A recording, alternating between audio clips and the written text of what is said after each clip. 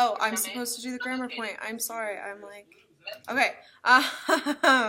Okay, so past tense verbs are generally used to talk about the past and or imagined experiences and for politeness. I started with the past simple tense, which indicates action has already happened. It usually follows the formula of a regular verb plus ed. Unless it's an irregular verb, it uses an alternate form. Here I have examples for I walked, she begged, and he cried. Or an irregular verb is I spoke, she ran, he drove. Then we have past progressive, which indicates an action continuing to occur for a period of time. It usually is a helping verb plus to be, a helping verb plus a verb plus ing. So I was driving, you were sleeping. Past progressive indicates a period of time or that one event happened during another. While you were sleeping for 10 hours, Maria was doing homework. It can also show an action that was not completed, so I was talking on the phone. Then we have past perfect, which indicates that the action has finished. It usually is the past of two halves, so had plus the verb. I had applied to 3 colleges before I decided to take a gap year. Past perfect progressive, I think I might have struggled with this one a little bit, so if I'm incorrect, you guys should let me know. But it indicates continuous action that has come to an end.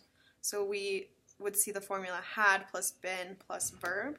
So James had been working on his essay, or Julia had been plagiarizing all year. That's right. Okay. He had been walking until we realized it was almost time to go, and he turned around. Okay. Then Bailey, are you getting a lot of feedback? I don't have feedback when you talk, but I have feedback when Blythe talks. I can't understand what she's saying very well. Oh yeah, I can't understand Blythe very well either. Blythe, okay, so let's see what we can do to fix that, because it's going to be very hard to take notes because I can't really make out everything. I can back away a little. Does that matter? Talk a little more. I can back away a little more. Yeah, that sounds better to me. That's a little better. Yeah. From the speaker, maybe that helps. Yeah, actually, that helps a lot, I think. Okay, let's keep going. Okay. And then some common errors for language learners when it comes to using the past tense are mixing up simple past and present perfect. So instead of saying I have, or they might say I have ran, or I have running to the finish line instead of I am running, or next one. Irregular verbs. So they might have trouble by trying to add an ed suffix to a verb that is irregular. For example, I speaked to my boss, or I finded my cell phone. Another issue is using past perfect when simple past is needed. So rather than I sent her a letter, I had sent her a letter. And sometimes the past perfect is okay. It's just really being cognizant of when past perfect is an appropriate use and when you should be using simple past instead. Another issue is using present tense when past tense is required. So I missed the bus this morning as opposed to I missed the bus this morning. And lastly, we have using was unnecessarily. So it was happened last week. Right. In summary? Yep, that's it. So Brittany, am I okay? Is my voice okay? Yeah. Yes, you sound a lot better. Okay. Brittany is actually a wonderful student. She's worked really hard on being successful. Mm-hmm. Did you see my summary of her? Yes, Yeah. I have it in front of me now. Okay. Because she's, I don't have that in front of me. I have the sample in front of me. But anyway, she is, because I don't have the numbers. But anyway, she has been working really hard to be successful. She's a product of our ESL system, as you probably saw from the numbers. And she's been in ESL classes. She's been sort of stalled for about 3 years, which is kind of a shame. That really, in spite of trying, but she really doesn't have, her writing has really been lagging. And I mean, I feel badly because I just haven't had the time to work with her one-on-one as much as I would need to give her the jump that she needs. And when you look at her writing, you can see that there's quite a few things going on. That she's trying hard, she's expressing complex ideas and trying to use complex sentences, but her general control of the language is still pretty sketchy here and there. And I think there's a lot of places where she really could be using more advanced and more complex verbs.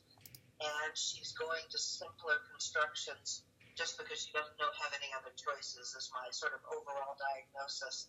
And if I had hours of time to work with her, I think maybe I could help her move, because she's very smart. Mm-hmm. But she's had so much ESL training. She's sort of, to me, typical of what happens when kids are kind of caught in the ESL system and aren't moving much. Those are my thoughts. But what do you think when you look at her sample? Well, for me, I think I did two different things. On the front page, I went through and actually corrected like an overall diagnosis, not really paying specific attention to past tense, even though that was our topic. I did that on the back, and I'll get there in a second. Okay, but great. looking over the front, it doesn't actually look like she really struggles with verb tense on the front. She struggles, almost all of my comments are related to syntax and sentence structure. Even things like missing commas, for example, she just doesn't understand sentence structure. She has run-on and fragments that are consistent all the way through this entire page. And I think if there was one thing to work on, it would be that. But on the back, she starts switching into past tense. She's got some contradictory usages. She moves from simple present. She uses present perfect pretty well, but then she immediately uses a past tense construction, which is confusing. So that's my diagnosis so far. Yeah, I agree. And I think she is able to do some of the prose we're seeing here is semi-lifted from the article they were working with. They had an article about whooping cough and vaccinations. And some of the more sophisticated constructions, I believe, are they've semi-copied, where that she's sort of modeling the constructions from the article, not copying outright. She's okay on knowing when she's plagiarizing and when she doesn't. But I think she's modeling the article a lot where she manages more advanced ones, which is probably why on the back page where she's getting more into opinion, her language breaks down a little bit more. Absolutely. These ideas are more independent, and I can see that it's a much better reflection of her usage and her understanding of tense. The first page is just her inability to really construct these sentences properly, but you're right, there's a lot of things in here that are, she cites some evidence, she does some things, a lot of these places, if she knew how to use complex punctuation, they would actually work. Mm-hmm. She's got areas where if she just knew how to use a semicolon, she connects two independent ideas that are related. Exactly. She can throw a semicolon in there and be fine. But I feel like because she has such a lack of understanding of sentence structure, it would be silly to talk about a semicolon at this point. Instead, we need to identify dependent clauses and embedded clauses, and if we can separate those out and rectify these fragments first, then we can start talking about complex punctuation when she has a better understanding of those fundamentals. Actually, she wrote this a little while ago, dependent clauses and independent clauses. She was sort of fascinated with the idea. It was really a new concept, and she's made progress since this article. This was written. It was my best. It was one of my best samples I had. So, but yeah, I agree with you. What else would you recommend? And I mean, because I think what you're seeing on the second page, where she's almost not aware of the different verb tenses that she could be using to make this clearer. Yeah. Could you? Yeah, Bailey, what are your thoughts? Yeah. I don't know. I'm trying to think over it a little bit, but would it be helpful to give her maybe like a word bank or something with different forms of words? I'm trying to think of like a specific part where that might be beneficial. You could see how the words sort of evolve and how they change. Yeah, and how they relate to one another in different contexts. Like, is one conditional? Bailey, I think you're onto something there. On that front side, because you're kind of moving on to a topic of vocabulary and diction.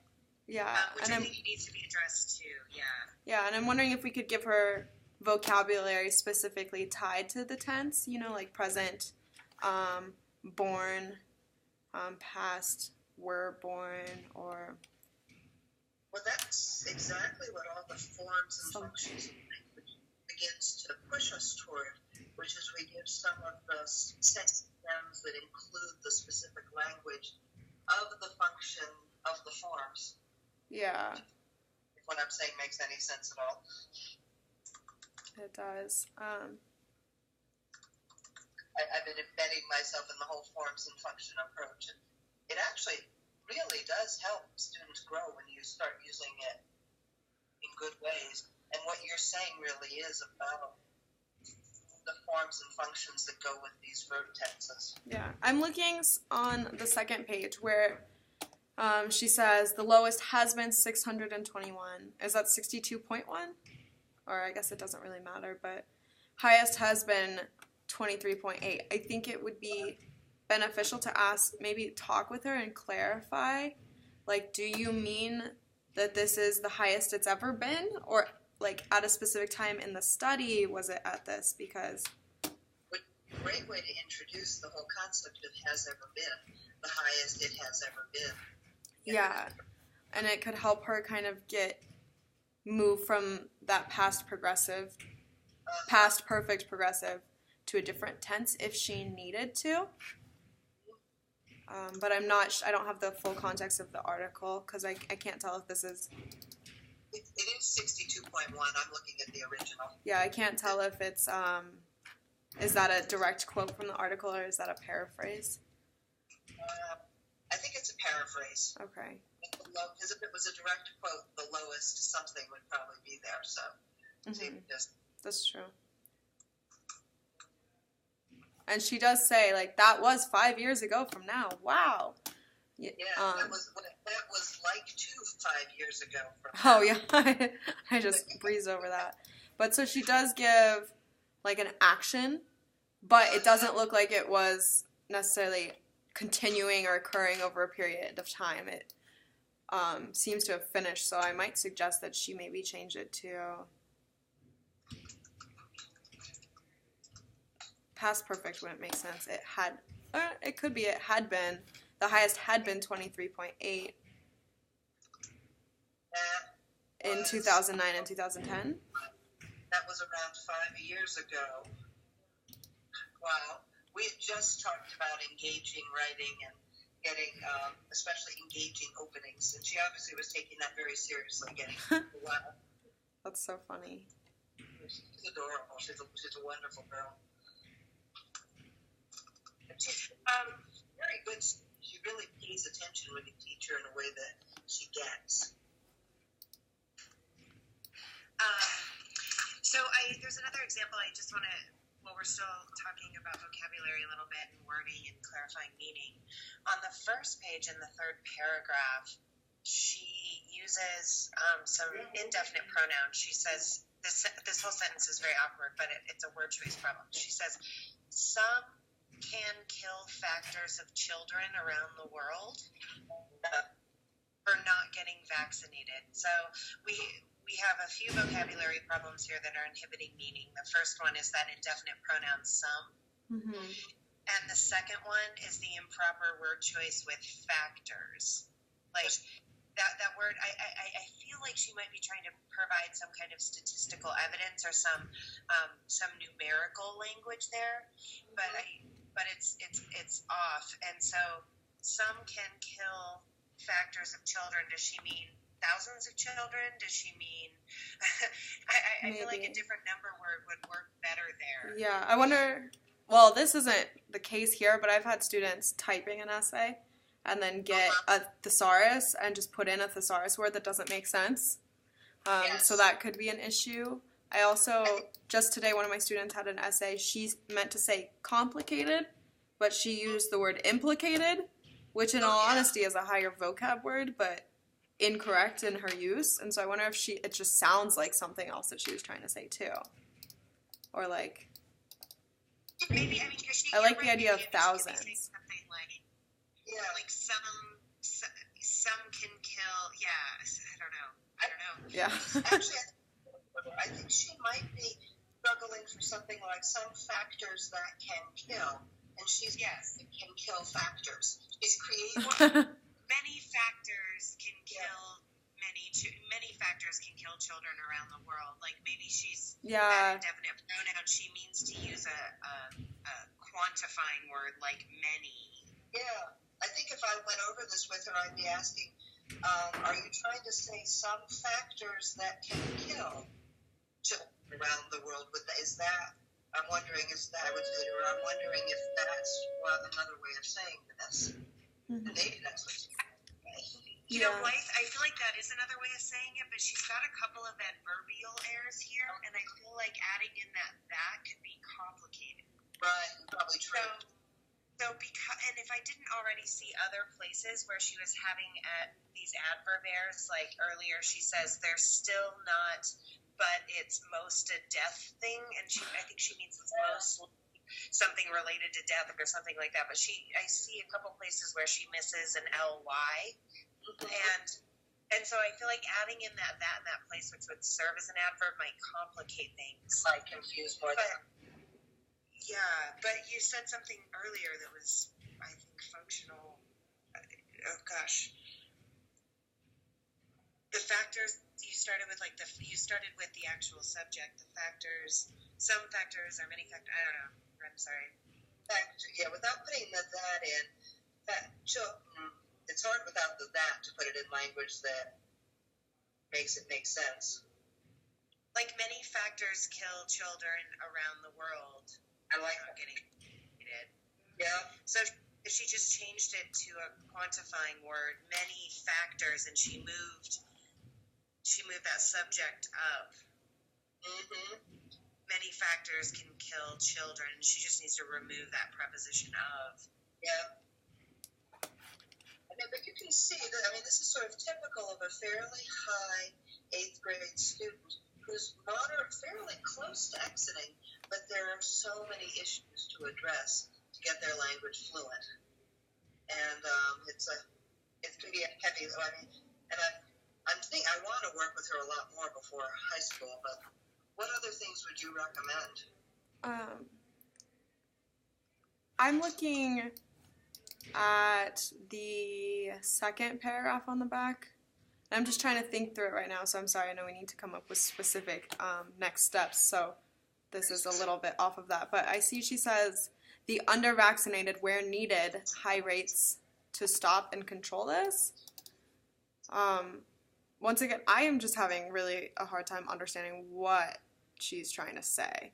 So I think if I knew what she was trying to say better, I would be able to give better advice, because I don't even know what this sentence means. I can tell that she's using the past tense, under-vaccinated, so there she's referring to the people. But then where needed, high rates to stop and control this, does she need they were needed, or I don't even know. Even then it doesn't make sense. I think here she's gone back to randomly paraphrasing from the article. Okay.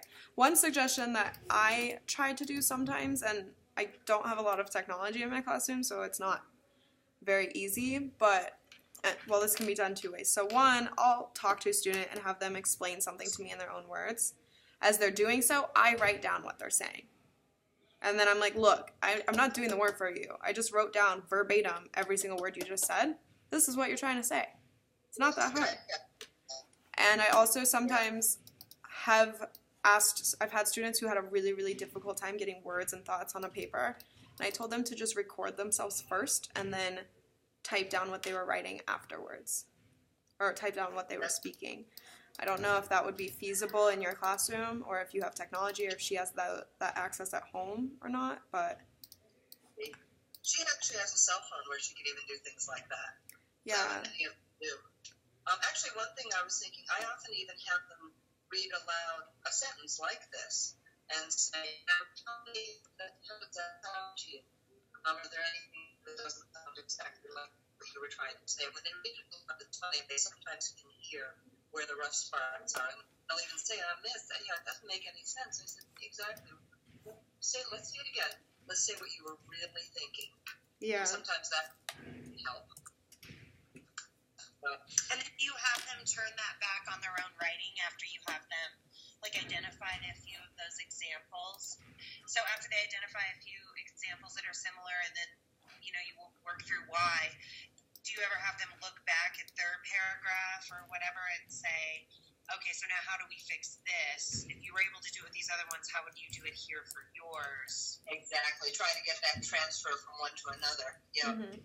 It might be beneficial, too, to have her just go back through and read the writing out loud.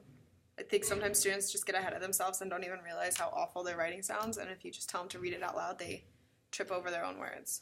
That's actually a strategy I use fairly often. Mm-hmm. I'll say, why don't you just read this sentence to me? And they'll be like, Yeah. They hear it right away.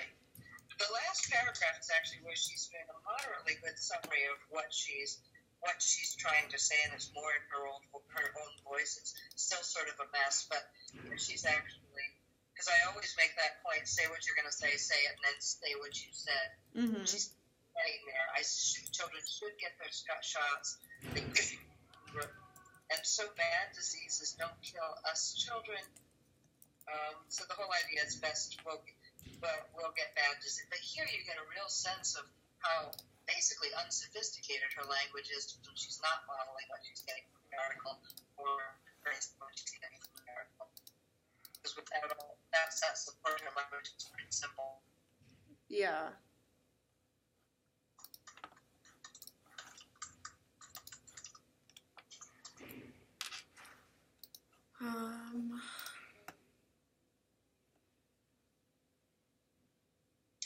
She has an interesting shift here, maybe for the one last thing I'd say about this paragraph. She says, and so bad diseases don't kill us children. She shifts into this less formal objective perspective, third person perspective. She's citing stats and experts and things.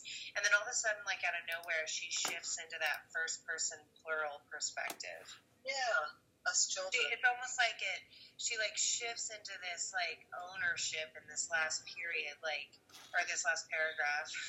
And it's interesting to hear her tone shift there. Not only were you commenting on her lack of sophistication in language and language choices and even construction, but she also kind of infantiles her perspective a little bit here. She loses her objective authority in this last little sentence, or this last little paragraph here.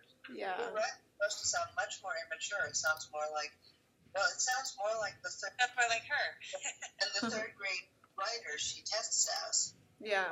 She's closer to grade level on her reading, but as a writer, she tests more at the third to fifth grade level. So, which makes it. That's some reason my parents should give their, and she's trying to say kids, she's been trying to say children, not always correctly for, but my parents should give their kids shots.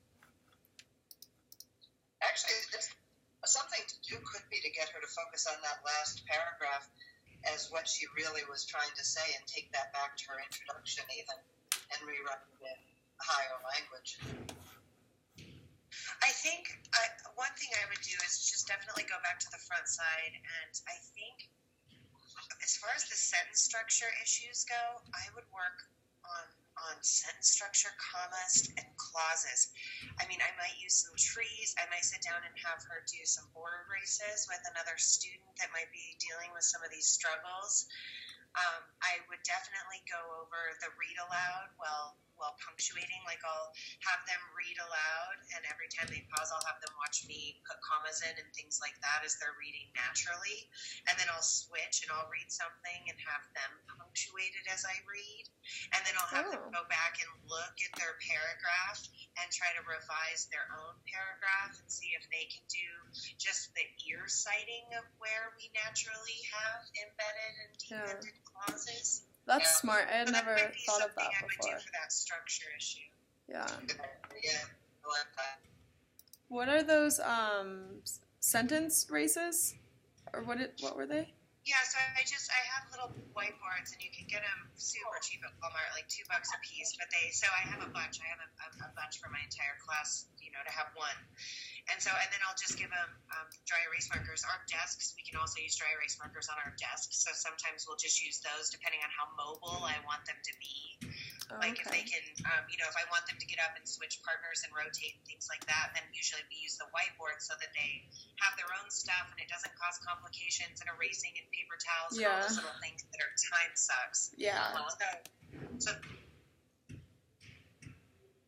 sit down and like they both have they'll both have a sentence that they look at in the book, like 28 go, like number 28 go, and then they have to actually write the sentence out and put the punctuation in, and then when they're both done they show, and and basically they'll keep a point system that way, like if they both get a point, if they have it right, and slowly they'll go through and it turns into this competitive thing, and they seem to really like the competition.